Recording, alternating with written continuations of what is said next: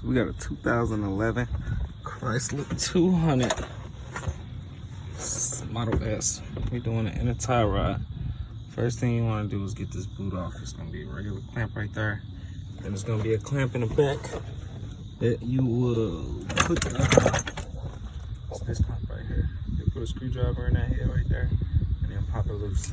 You grab the boot, pull it all the way forward, and I got this tool on there. You'll put that tool on there, tighten these bolts down, 14 millimeter. Then you'll put a wrench in it like that, in the off position, and boom, crack it loose. After that away, it'll be loose. Then you can go ahead and take this tool off, and you'll be able to spin it by hand. It'll come down here. This bolt right here is a size 18 or 19. If it starts to spin, go ahead and put a bolt on the bottom, or wrench it. It's 10 millimeter, and then hit this one with a regular wrench, Chrysler wrench, and it'll come off. And then your whole inner and outer tie rod will be off. You want to go ahead and mark how long it is, measure it, then put the next one to the next one, measure it, match them up, reapply. Get back to you. Alright, so I got my 18 millimeter. This is 1132. Put the wrench on there. Got this going in the on position.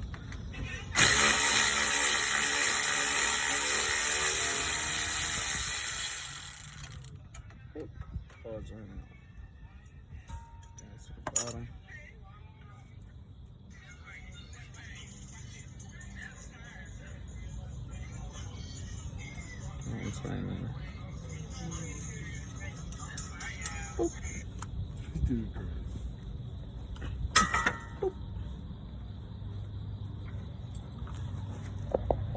Alright, tight it up to listen.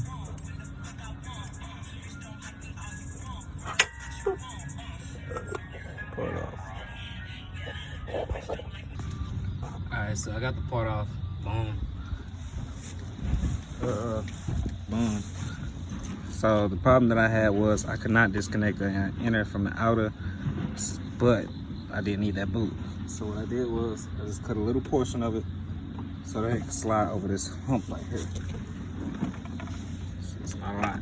So when I zip tie it, I'm just gonna seal it back up. So you put them right next to each other, boom, head to head, and line up the locking nut so that you can have the same camber caster and make sure your wheel is aligned whenever you put the tie rod back on. After you line them up like that much, you can go ahead and spin it back on, then put them right back next to each other and make sure that the same exact angle so that when you put the tire back on, it'll be at the same exact angle. So with your boot back on, don't forget to put it on. Go ahead and twist it back on every time you lift it loose until it stops. When it stops, put your tool back on, and then tighten it back up with the tool on until you can. So with the tool on, go ahead and apply pressure towards the back of the vehicle to tighten it, and you'll be done. Back part. Take the tool back off, reapply the boot.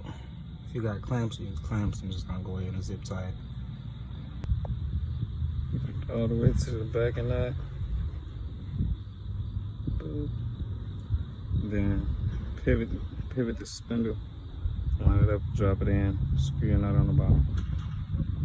Put the castle nut, put the pin through the castle nut.